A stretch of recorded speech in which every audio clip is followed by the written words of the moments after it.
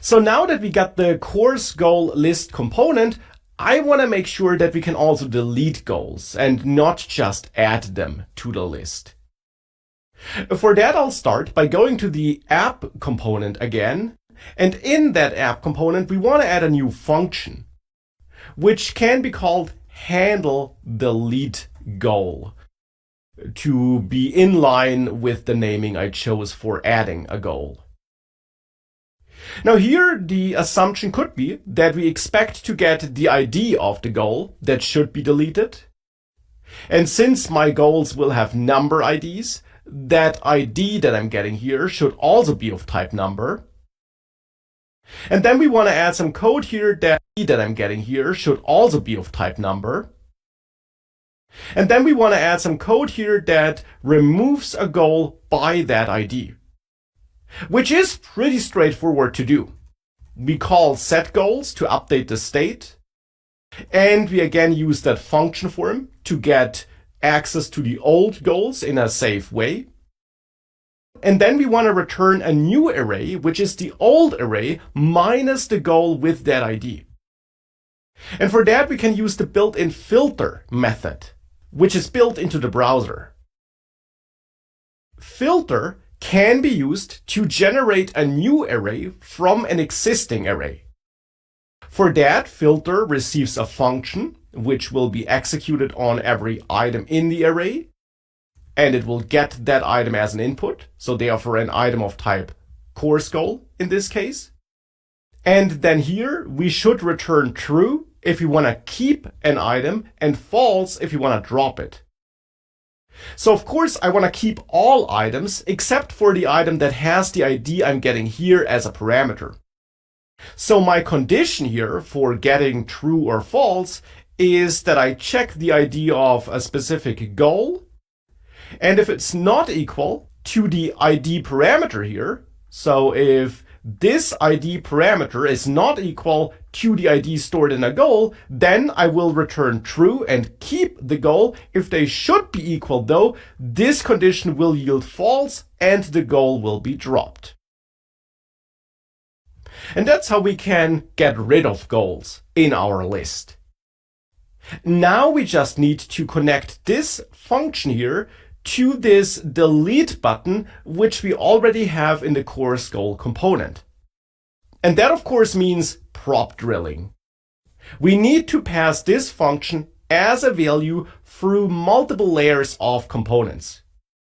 We could alternatively also use the context API or a solution like Redux, but we'll explore these things later in the course. For the moment, we'll use good old props and will therefore pass this handle delete goal function as a value to course goal list, and then from there to the course goal component. But let's start in course goal list. There, I now want to receive a prop that will hold this handle delete goal function. So we need a prop which will get a function as a value, so which type is a function type in the end. And the type of function we are expecting is a function that will get one parameter of type number and that won't return anything. So in course goal list, in my props object, I'll add a new prop, which I'll name onDelete, which is a common convention in React projects to name props that receive functions as values by using this pattern and naming it like an event handler. And the value then is a function type as mentioned, where I expect to get one parameter, which could be named ID here, but that's not too important. More important is the type, number.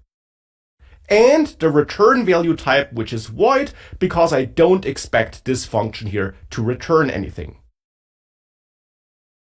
With that, we can extract onDelete here from this props object, now that we added it here to the props type definition, and we can pass it to course goal.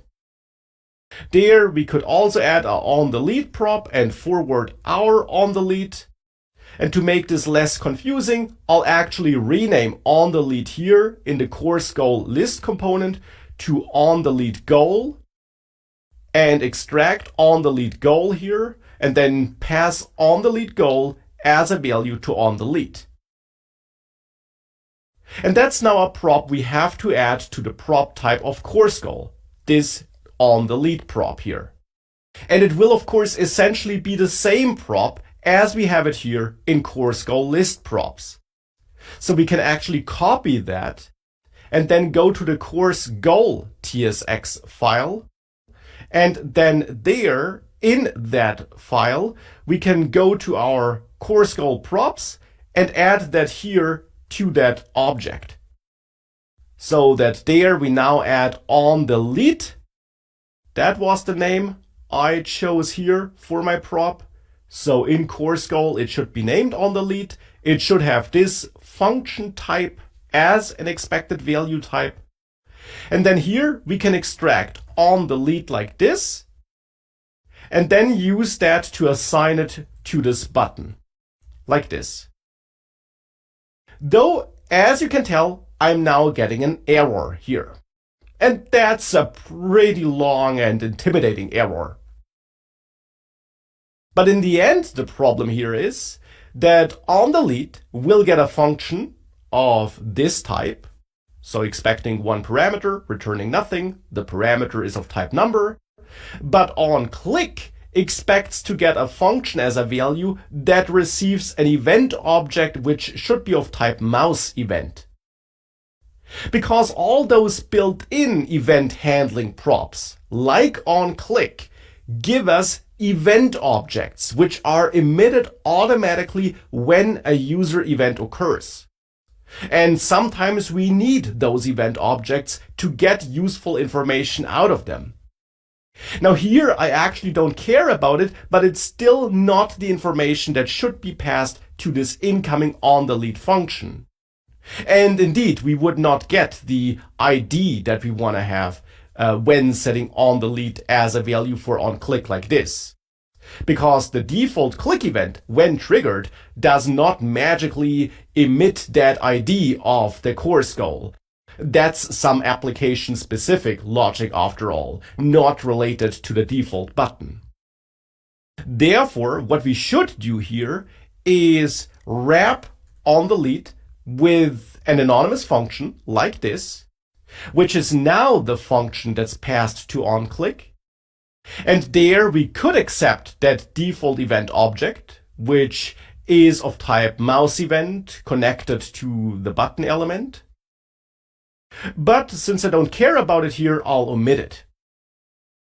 Now we just have to manually invoke onTheLead here in the body of this anonymous function, and then pass that ID which onTheLead wants to it. Because onTheLead is a function that needs that number ID as an argument, and currently we're not setting it. Now currently I don't have the ID of the course goal in this component, but we can of course change that. We can expect the ID property here, the ID prop, in our props object, which should be of type number, and then extract it here. And then pass that ID to the onTheLead function. With that, this component will work as intended. But of course, we now must make sure that we also do pass that ID to the course goal component. So back in the course goal list component, we should now not just set title and onTheLead, but instead also set the ID prop here and set it to goal.id. So that this ID is available inside of the course goal component. And with that, we'll have all the information we need, and we're forwarding that handleTheLead goal function as needed. At least as soon as we set this onTheLead goal prop on the course goal list component in the app component and set it equal to handleTheLead goal. Now with that, we got the entire chain of props set up with support of TypeScript. So by also embracing TypeScript and setting up all the right types. And we were able to avoid an error here when we might have accidentally assigned onTheLead directly as a value to onClick. So TypeScript helped us there. And with all of that, if we save that and go back, we can click the delete button to delete events. And that's, of course, an important step forward. So now that we're able to delete goals and also handle clicks on that delete button, it's time to finish this basic app here by replacing this add goal button here, which currently just adds a bunch of dummy goals with predefined text, with a form that allows the website users to enter their own custom data and add goals with their own title and own description. For that, I'll therefore add a new component in that components folder, and I'll name it new goal tsx, or to be precise, that's the file name, but in there I want to have a new goal functional component.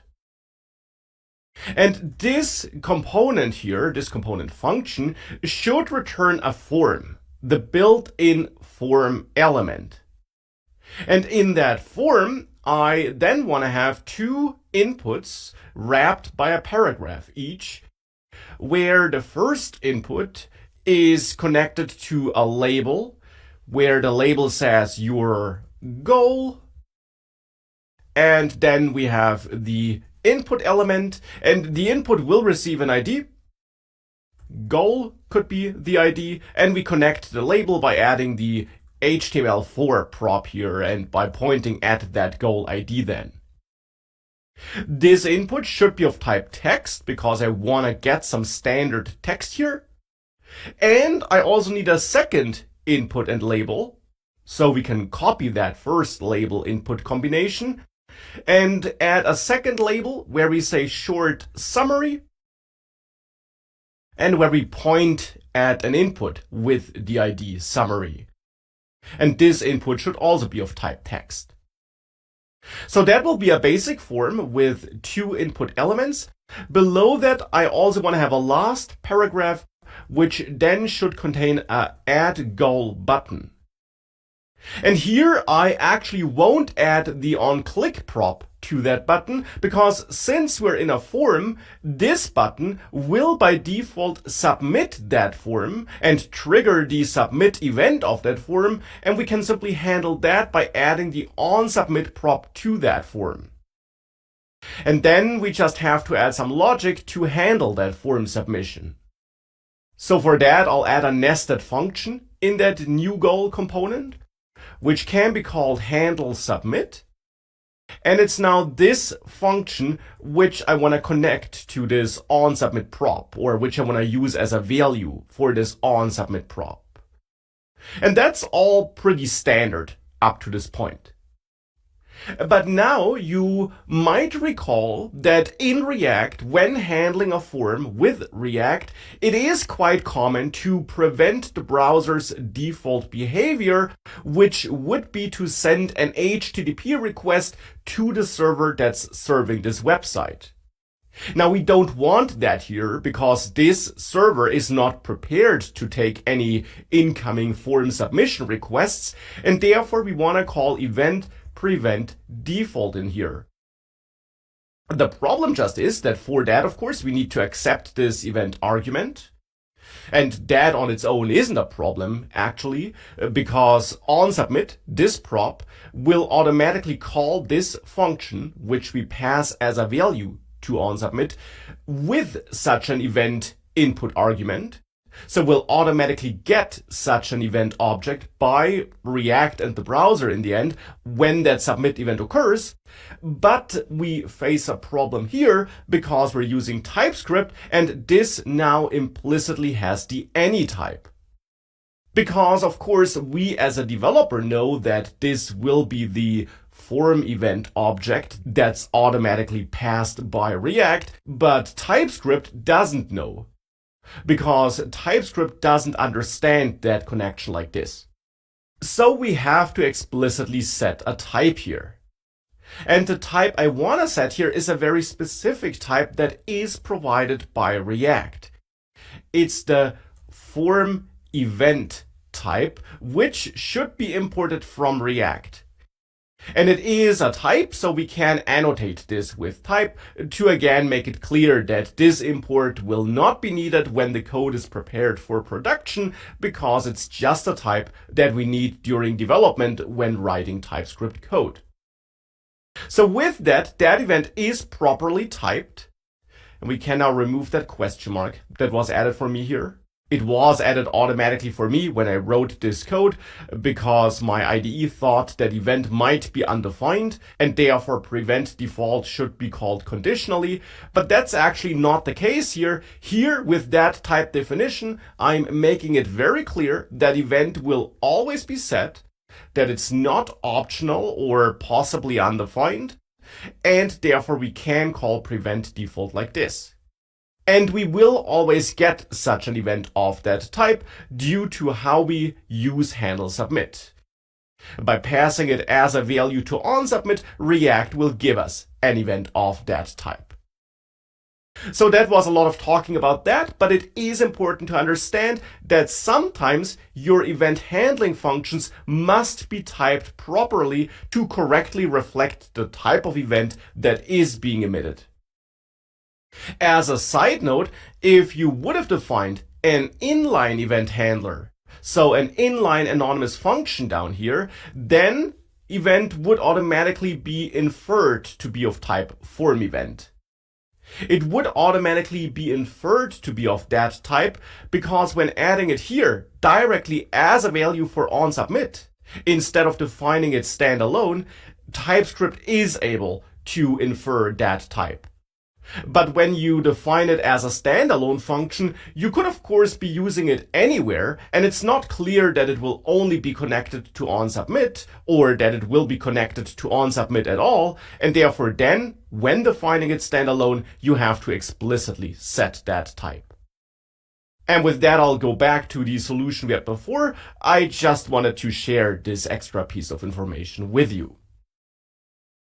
Well, and with that, before we continue working on that form and before we actually handle the entered values, we can now use this new goal component.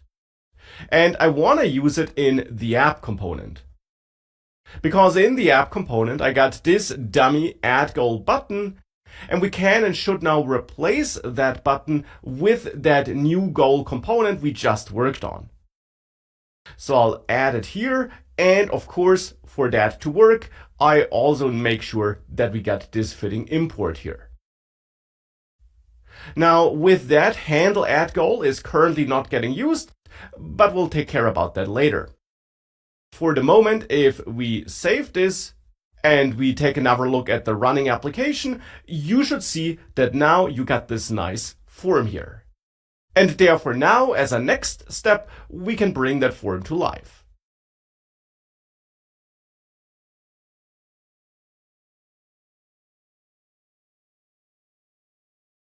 So now that we got our base form set up here, it's time to make sure that we also extract the entered information. Now we got a couple of different options for doing so, and I do cover all those options in way greater detail in my React the Complete Guide course. In this course, I'll instead focus on one of those three options.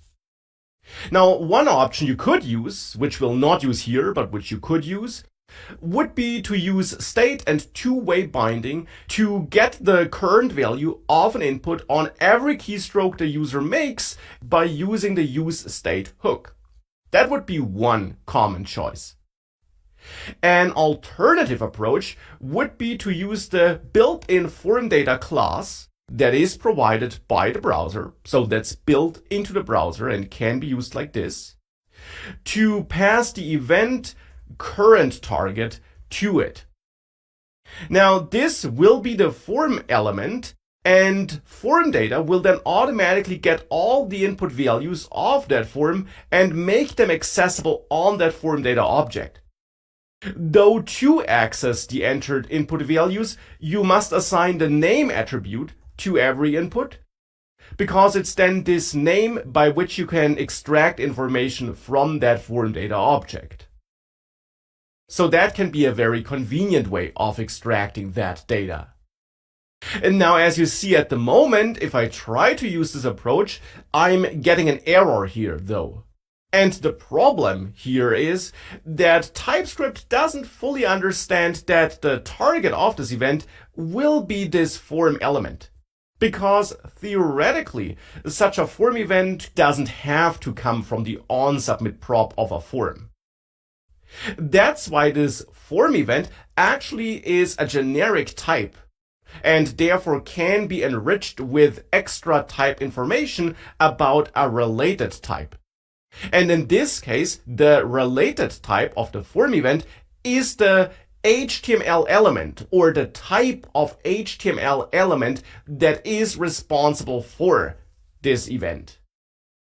And the correct type to choose here to add this extra information that this event will be coming from a form element is the HTML form element type. Now, that's a type built into TypeScript, or to be precise, it is a type that is available because in the tsconfig.json file, we added this lib setting. Or to be precise, this setting was there right from the start by default in this project. And this lib setting in the end controls which base types should be available in TypeScript in general. And here we unlock some general JavaScript base types and some DOM specific base types. And this HTML form element is one of those DOM base types. So that type can be used like this without adding an import. And with that, this error goes away and we could use this form data object to extract the input values of that form. By the way, I'm using current target instead of target here, and I'm getting an error if I use target because target is technically not guaranteed to be that form element. Current target is. Even though in most cases they should refer to the same thing, to this form element here. Nonetheless, this is also not the approach I'll use here, but I'll keep that generic type annotation here to make it clear that this form event type can be annotated. But the approach I want to use here in this course is to use refs for extracting those input values. So I'll remove that name, and instead in the next lecture, we'll get started using the useRef hook in React with TypeScript. So let's use refs for extracting those input values, because that's of course also a pretty common thing to do in React apps. Now for that, we can create refs by using the built-in useRef hook that is provided by React, which is not a type, but instead just like useState, a function you can call in your code. And useRef, when called, gives you a ref object. Now here I need one object for my goal, and I need a second ref for my summary. And you can of course give those refs any names you want. Now that those ref objects are created, we can connect them to those DOM elements, which we want to access in our code later, with help of the special ref prop that can be used on those built-in elements. So here on the first input, I'll set my goal ref as a value for the ref prop. On the second element, I'll set the summary ref as a value. But as you see, this doesn't seem to work. Instead here, we're getting an error, and it's a pretty long and complex error that can look quite intimidating. Now we can see that it seems to be related to undefined being used somewhere as a value type, and that this is not assignable to a value that should be of type HTML input element or null. And by the way, when going through TypeScript error messages that are a bit longer like this, it's typically the most nested, the inner message that helps you the most.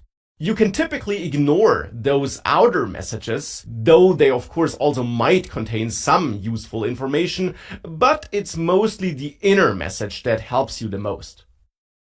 So here the problem is an undefined value being used somewhere where we want an HTML input element value or null.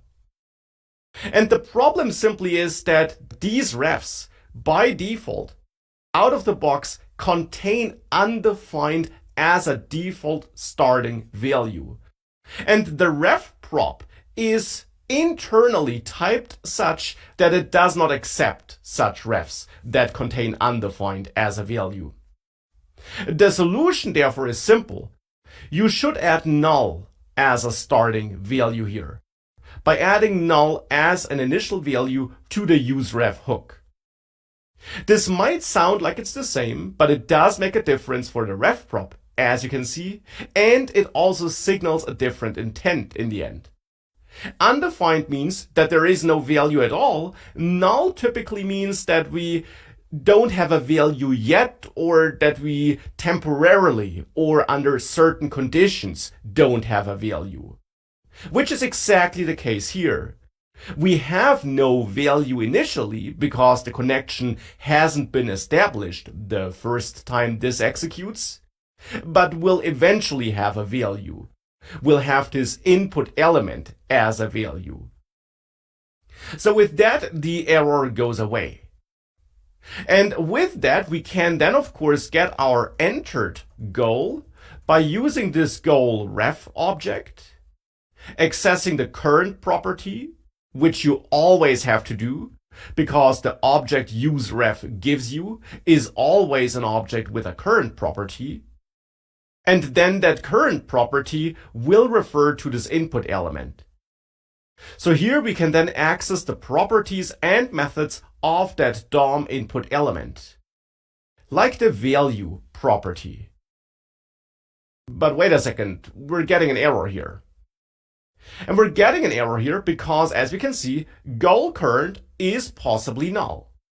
And that's true. It's null initially, so it could be null here, at least in theory. But of course, here in our code, we know that this will never be the case. Because handle submit is used as a value for the onSubmit prop on the form, and therefore it will only ever get executed after this code has executed. So after this JSX code has been parsed and after this ref connection has been established. So we as a developer know with certainty that this will never be null. And you can express that certainty and let TypeScript know about the fact that you know that this will never be null by adding an exclamation mark after the potentially null value. With that, you're basically telling TypeScript, hey, this here will never be null. If it then turns out to be null at runtime, your app will crash. So you should really be sure about that. But with that, we're still getting an error here. A different error, but an error. And the error is that property value does not exist on type never. So what does that mean? Well, of course, here we as a developer know that this goal ref will eventually refer to such an input element. But TypeScript does not know that. It does not read our entire code base and try to understand that code base. And just from the code we wrote, it's not clear. Here it's just clear that goal initially has a null value, and then thereafter TypeScript doesn't understand that when this function gets executed, the value in goal current will be such an input element. So we have to tell TypeScript about that. And thankfully, that's fairly easy to do because useRef turns out to be a generic type as well. A generic type where you can add this type annotation, so you don't have to, just as with form event, where it was also optional, but you can add this extra type information to pass extra information about the related type of useRef. And what is the related type of useRef? Well, it's the type of value that will eventually be managed by useRef. That could be a number, or a string, or any value of your choice, including object or array values. Because of course, refs, as you also learn in my complete guide course, can be used for managing any kind of value. You're not limited to using refs to connect to HTML elements, even though that is a common use case, but you're not limited to that. But here, of course, we are using this ref to reach out to this input element, and therefore the correct type to use here is HTML input element, which, just like HTML form element, is a type built into TypeScript, so you don't have to import it. And we can also add that to the second ref now. With that, you see that the error went away here, because now indeed TypeScript does understand that current is either null, which we can rule out here, or it's an HTML input element. And that element has a value property. And indeed now I'm also getting great auto-completion and IDE support here, and I can browse through all the different properties and methods the underlying HTML input DOM element object has. In this case, it's the value property I'm interested in. Now, similarly, we can also get the entered summary by using summary.current and then exclamation mark, because we know that it won't be null, and then of course, just as before, .value. Now I'm just getting some errors here because I'm not using entered goal and entered summary, and that's therefore of course what will change in the next lecture. So we're almost there. We're extracting those ref values and we typed those refs correctly.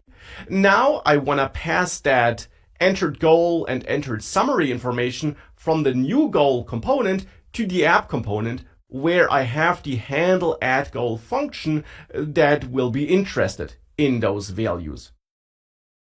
Therefore, back in the new goal component, I want to receive a prop here. A prop that will then receive a function as a value. Because I want to pass a pointer to this handle add goal function down to the new goal component. So that handle add goal stays in the app component, where I have that state which I'm managing, but we can invoke it from inside the new goal component. And for that, we can of course add the new goal props type here.